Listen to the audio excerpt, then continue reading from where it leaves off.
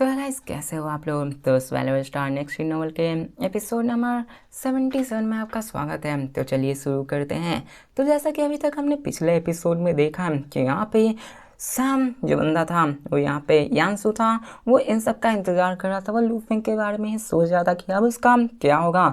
लेकिन सडनली वहाँ पे जो गार्डियन मेंशन था जहाँ पे यांसू रहता है, वहाँ पे मैसिव लॉ ऑफ ऑपरेशन को महसूस करता है जो कि उसकी तरफ ही बढ़ रहा होता है। और जैसे ही वो आसमान में देखता है, देखता क्या है कि वो पूरा का पूरा वर्ल्ड ही डार्कनेस में कवर हो चुका होता है। हमें बताया जाता है कि उसका जो शहर होता है वो ट्रिलियंस ऑफ किलोमीटर्स में मौजूद था। यहाँ पे वो सिर्फ 3 ट्रिलियन किलोमीटर होता है, लेकिन लूफेंग की भी ब्लैक रिवर वो भी ट्रिलियंस ऑफ किलोमीटर्स में होती, जो कि आते ही उसके पूरे के पूरे शहर को ही अपने उसी ब्लैक रिवर वर्ल्ड से कवर कर देती है, जो कि इतनी काफ़ी थी उसको वहाँ से भागने से रोकने के लिए। हमें दिखाया जाता है यांसू को, जो कि जान जाता है और उसे पता चल जाता है कि ये कोई और नहीं लुओ है जिसने अपने ब्लैक रिवर वर्ल्ड से उसको घेर रखा है। उसको देखते ही वो समझ जाता है कि उसे तो वो छोड़ने वाला नहीं है, और वो उसकी तरफ देख कर कहता है कि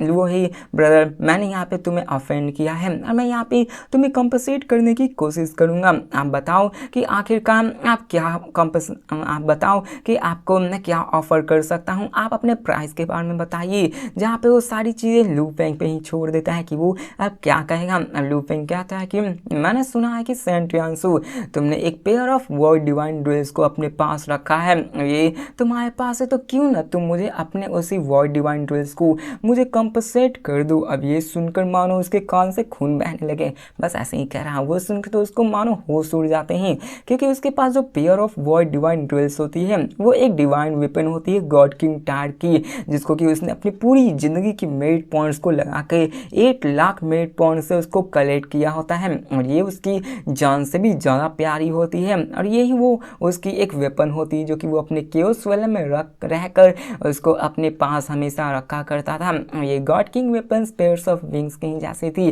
जो कि इसको सेफ रखा करती थी। और वो कहता है कि ब्रदर लुहेम, तुम ये मेरी गॉड किंग वेपन मांग रहे हो, ये कुछ ज़्यादा नहीं हो रहा है। और उसके मन में गुस्सा भी आने लगता है कि आखिरकार इस लुहे की हिम्मत कैसे हुई, जिस चीज़ को मैंने हमेशा से बचा कर रखा है, अपनी सारी ज़िंदगी की पूंजी लगा दी है, उसने मांगने की कोशिश की है।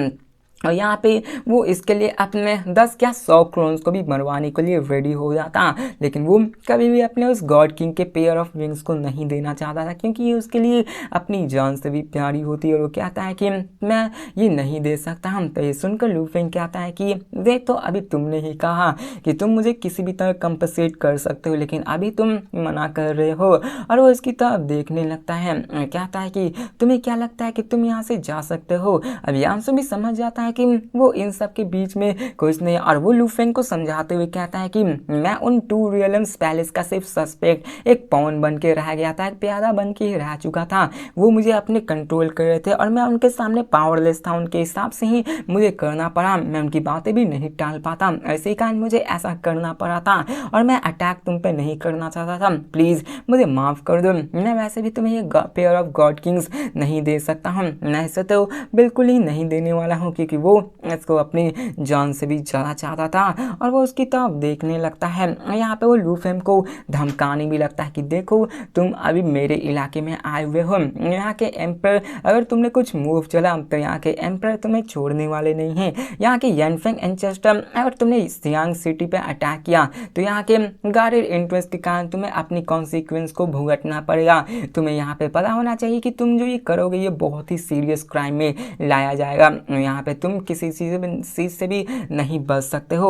अगर यहाँ पे तुमने अटैक की और यहाँ पे कुछ हुआ तो तुम जानते हो ना, तुम खुद को नहीं बता सकते हो। जिसके बाद वो कहता है कि मैं तुम्हें गॉड किंग वेपन्स तो नहीं दे सकता हूँ, लेकिन यहाँ पे मैं तुम्हें 500 बिलियन यूनिवर्स सैंड्स देने को तैयार हूँ, ताकि तुम हमारे बीच की दुश्मनी को भूल जाओ, ताकि तुम इसे ले सको। अब यहाँ पे लूफेंग कहता है कि क्या 500 बिलियन यूनिवर्स सैंड्स, तुम सच में सिर्फ इतना ही देना चाहते हो? इससे तो मैं एक single God king first stage के वेपन को भी नहीं ले पाऊंगा और तुम इसको कंपनसेशन के रूप में मुझे देना चाहते हो। और वो उसकी तरफ देखने लगता है। मानो यहाँ पे लू फेंग भी बहुत ही ज़्यादा लालची बन रहा था। मतलब यहाँ लू फेंग लूटने की बारी होती है ना तो मतलब दिल खोल कर लूटता है, वो पीछे नहीं हटता है, वो अपनी पावर दिखाने आ जाता है ना तो विलन के रूप में भी दिखने लगता है। मानो वो ये जानता था कि भले ही उसकी पूरी लाइफ की मेहनत हो लेकिन उसने मेरे साथ बुरा किया है तो आज मैं इसके साथ इतना बुरा करूँगा कि आगे से ये मेरे बारे में बुरा करने के बारे में सोचेगा भी नहीं।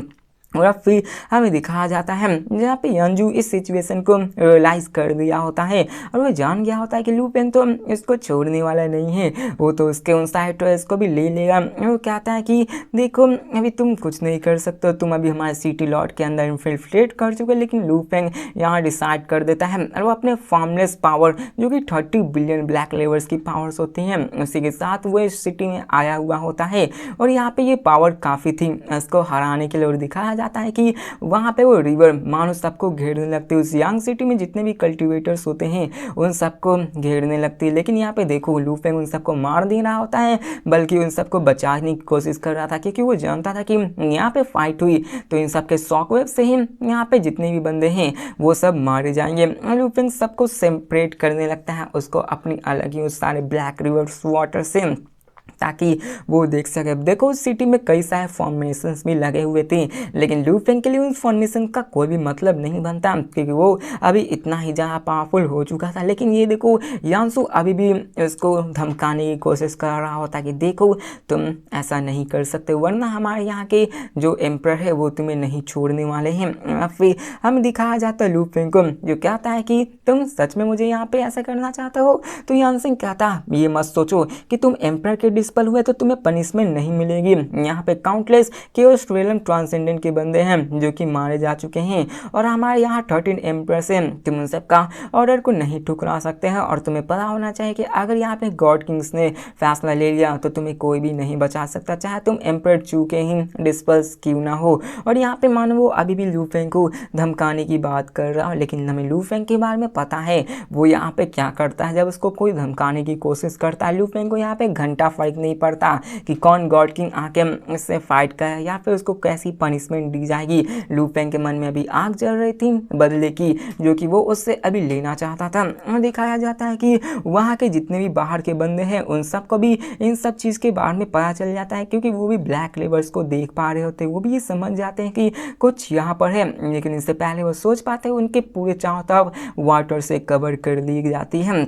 और यहाँ पे हमें वहाँ के सिटी आर्मी को भी दिखाया जाता है जिन्हें भी इन सब के बारे में पता चल जाता है लेकिन उन्हें भी इन सब के सिग्निफिकेंट बैकग्राउंड्स के बारे में पता था और वो सब मानो डर से कांप उठते हैं क्योंकि उन्हें पता था कि अगर ये दोनों बंदे जो सामने मौजूद है वो फाइट किए तो उनके शॉकवेव से ही यहाँ का पूरा सिटी, यहाँ का एक भी कल्टिवेटर्स नहीं जिंदा बने बच पाएगा। लेकिन लू फेंग इसलिए वहाँ पर अपने रिवर्स की पावर को यूज़ करके एक प्रोटेक्शन बना देता है ताकि उनके शॉकवेव से इन सबको कुछ फर्क ना पड़े। अब देखो यहाँ पे बहुत ही लंबा चौड़ा बकवास लिखा गया है, फाइट पे आ ही नहीं रहे होते पूरे के पूरे चैप्टर्स में ही ऐसा हो रहा है। तो देखो मैं इन सब की बातों को मैं स्किप करता हूँ और सीधे पॉइंट पर आता हूँ। अब दिखाया जाता है कि वहाँ पे धमाका होता है, वहाँ पे लड़ाई भी चालू हो चुकी होती है और ये धमाका इतना पावरफुल था कि वो सामने वाला बंदा कुछ कर ही नहीं पा रहा होता है। यांसू जो कि अपने गॉड किंग लेवल 12 से अपने आप को प्रोटेक्ट करने की कोशिश कर रहा होता है वो भी अपने आप को नहीं बचा पाता, चाहे कैसे भी क्यों ना वो कुछ कर ले वो लू फेंग से बच ही नहीं पा रहा होता है। लू फेंग उसको बड़ी आसानी से बच्चों जैसा बुली करने लगता है। बताया जाता है कि यांसू के पास भले ही डिफेंसिव पावर होती है लेकिन उसकी ऑफेंसिव एबिलिटी बहुत ही ज़्यादा कमज़ोर होती है। लगभग यहाँ के हर एक बंदे की यही खासियत होती है कि उसकी डिफेंसिव एबिलिटी तो स्ट्रॉन्ग होती है लेकिन ऑफेंसिव मानो वो घास चढ़ने गई हो, उनकी ऑफेंसिव एबिलिटी स्ट्रॉन्ग ही नहीं होती कि वो सामने वाले को हर्ट भी कर सके। लू फेंग उसको बहुत ही गंदी तरीके से मारने लगता है और यहाँ पे ऐसे ही हमें हुआन ब्लड लाइन क्रिएचर्स के बारे में बताया जाता है वो कितने पावरफुल होते हैं। तो इसको मैं स्किप करता हूँ क्योंकि आपको इन सब चीज़ के बारे में पता ही होता है। अब दिखाया जाता है लू फेंग यहाँ पे तैयार होता है क्योंकि लू फेंग जानता है कि वो किसी और की सिटी में जाकर अटैक कर रहा है तो यहाँ पे कुछ भी हो सकता है। तो यहाँ पे वो अपने स्टार टावर को भी रेडी रखा होता है लेकिन यहाँ पर लू फेंग को स्टार टावर की कोई नेसेसिटी ही नहीं होती और हमें दिखाया जाता है कि वहाँ पर वो वो उसे मार देता है, उसके सारे ट्रेजर्स को अपने पास रख देता है और लू फेंग वहीं पे इंतजार करने लगता है। हमें दिखाया जाता है कि लू फेंग को पता था कि यहाँ पे उसके साथ पनिशमेंट तो दी जा सकती है। इसी के साथ हमें दिखाया जाता है एक पैलेस में जहाँ पे एक ब्लरी फिगर बैठा हुआ होता है और वहाँ पे हमें सैंग सिटीजन का भी सीन बताया जाता है कि वहाँ पे कई सारे प्रैक्टिशनर गए हुए होते हैं और हमें एम्पर चू को भी दिखाया जाता है जहाँ पे वो इन सब के बारे में जान चुके होते हैं कि लू फेंग ने आखिर क्या किया हुआ है। यहाँ पे वो लू फेंग से कहते हैं कि तुमने जो किया है वो ठीक है, तुम चिंता मत करो, इसके बारे में तुम्हें कुछ नहीं होगा, मैं तुम्हें डिस्पर्स हो तो मैं इन सबको संभाल लूँगा। और यहाँ पे वो इन सब के बारे में देखने लगते हैं। अब यहाँ पे हमें पता चलता है कि वो लू फेंग की बहुत ज़्यादा केयर करने लगे हुए होते हैं और हमें दिखाया जाता है लू फेंग को दिखाया जाता है मास्टर को, जो कि लू फेंग को अपने पास बुला लेते हैं और वो कहते हैं कि मैंने देखा है कि तुम्हारी पावर बहुत ज़्यादा बढ़ चुकी है, मैं 3 डिस्पर्स है, लेकिन वो दोनों में से तुम ऐसे बंदे हो जिसको देखकर मैं हमेशा सरप्राइज होता रहा हूँ। मैं जब भी तुमको देखता हूँ वहाँ पर मैं तुम्हें बहुत ही ज़्यादा देख कर हैरान हो जाता हूँ तुम्हारी पावर्स को। और वो कहते हैं कि यहाँ पे मैं जानना चाहता हूँ कि आखिरकार तुम ऐसे अपने आप में कल्टीवेशन करते हो कैसे, क्योंकि मैंने यहाँ पर तुम्हें कोई भी गाइडेंस नहीं किया है, मैंने तुम्हें अभी तक कुछ भी नहीं सिखाया है, तो आखिरकार तुम इतने पावरफुल कैसे। तो लू फेंग कहता है कि ये सब तो आपकी ही वजह से हुआ है, ये आपके ही गाइडेंस आपके ही कल्टीवेशन रिसोर्सेज की वजह से हुआ है।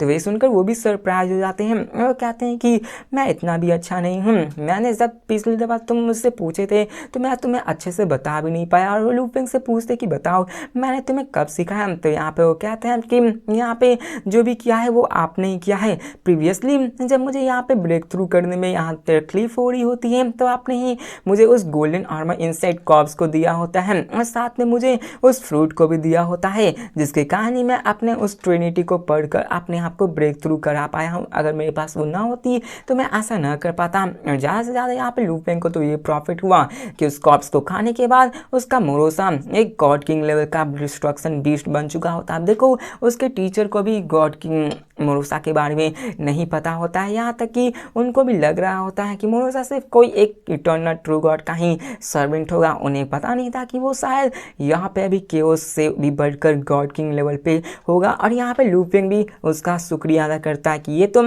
आपकी ही वजह से हुआ है। तो ये जानकर वो भी हैरान हो जाते हैं, उनको भी लगता है कि हाँ ऐसा है, लेकिन वो ये जानते थे कि उसका ये डिस्पर बहुत ज़्यादा टैलेंटेड है और ये बहुत ज़्यादा खुश होते हैं क्योंकि आगे चलकर वो गॉड किंग बहुत जल्दी बनने वाला है। यहाँ पे वो भी उसको ह्यूमन ब्लड लाइन्स के बारे में बताते हैं और कहते हैं कि तुम्हें अभी के फिलहाल संभल कर रहना चाहिए क्योंकि यहाँ पे वो तुम पे अटैक कर सकते हैं। लेकिन लू फेंग कहता है ठीक है मैं समझता हूँ। लू फेंग अपने आप को हमेशा प्रिपेयर रखता है क्योंकि वो जानता था कि यहाँ पे कभी भी उस पर गॉड किंग्स के द्वारा भी अटैक किया जा सकता है और जब तक उसके पास स्टार टावर है तो मानो उसको किसी चीज़ से भी डरने की ज़रूरत नहीं है, जब तक कि यहाँ पे बहुत ही पावरफुल बंदा ना आ जाए, उससे भी बहुत ही पावरफुल। लू फेंग को वो सारी चीज़ें बताने लगते हैं। यहाँ पे लू फेंग को वो बताते हैं कि तुम्हें पता है यहाँ पे 13 रॉयल एम्परर्स मौजूद हैं, जिनमें से 5 को लेकर जिसमें कि मैं खुद हूँ, उनमें से वो सभी उनमें से कुछ लोग ह्यूमन पावर्स को यूज़ करके कल्टीवेट करते हैं और कुछ लोग ब्लड लाइन्स लुआंग को यूज़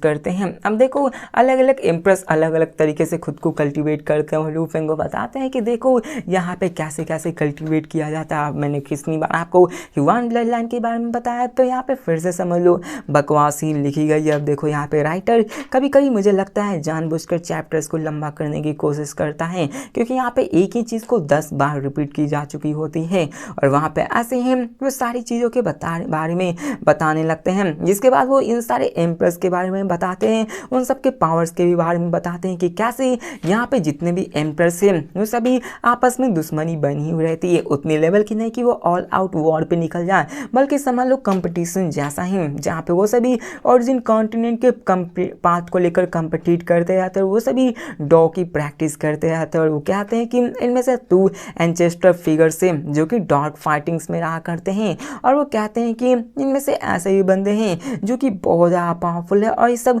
अपने आप को हाइड करके रखते हैं और वो इन सब के बारे में बताते हैं और कहते हैं कि इन सब में कुछ ऐसे भी हैं जो कि अगर फाइट करें तो एम्प्रेस भी मारे जाएंगे और 2 एंचेस्टर भी किसी भी वक्त मारे जा सकते हैं। तो ये सुनकर लू फेंग का हार्ट मानो डहल सा जाता है कि यहाँ पे एम्पर चू इतने ज़्यादा स्ट्रॉन्ग है, लेकिन फिर भी वो कह रहे हैं कि वो सभी मारे जा सकते हैं। जिसके बाद यहाँ पे वो कहता है है कि क्या तुम्हें पता है कि ऑरिजिन यूनिवर्स के अपने अपने साइकिल होते हैं। वो लू फेंग की तरफ देख कर कहते हैं कि उनके साइकिल होते हैं जो कि सोर्स वर्ल्ड में गवर्न किए जाते हैं, जिनके अंदर सुप्रीम रूल्स होता है। और ये साइकिल ऐसा है, समझ लो कि एक समय आकर हर एक चीज़ डिस्ट्रॉय हो सकता है। अब देखो यहाँ का भी वर्ल्ड का रूल होता है, चाहे आप किसी भी वर्ल्ड में क्यों ना, चाहे जैसे लू फेंग पहले अपने ऑरिजिन यूनिवर्स में रहता था तो वहाँ पर भी ऐसा ही रूल था, जहाँ पे आगे चल के उस कॉन्टिनेंट को ख़त्म होना चाहिए, जिसको ख़त्म करने के लिए मोरोसा आता है। लेकिन मोरोसा के इस पावर को लू फेंग ने सप्रेस करके उस कैलेमिनिटी को ख़त्म कर दिया होता है। वैसे ही ऑरिजिन कॉन्टिनेंट में भी होता है, यहाँ पर भी हर एक चीज़ का खत्म होना जरूरी है, लेकिन इसको आने में भी बहुत ही लंबा टाइम होने वाला है। तो मिलते हैं नेक्स्ट वीडियो में और देखते हैं कि आखिरकार ये किस डिस्ट्रक्शन की बात कर रही है, क्या यहाँ पर भी किसी कैलेमिटी के बारे में बताया जा रहा है। तो मिलते हैं नेक्स्ट वीडियो में, तब तक के लिए बाय।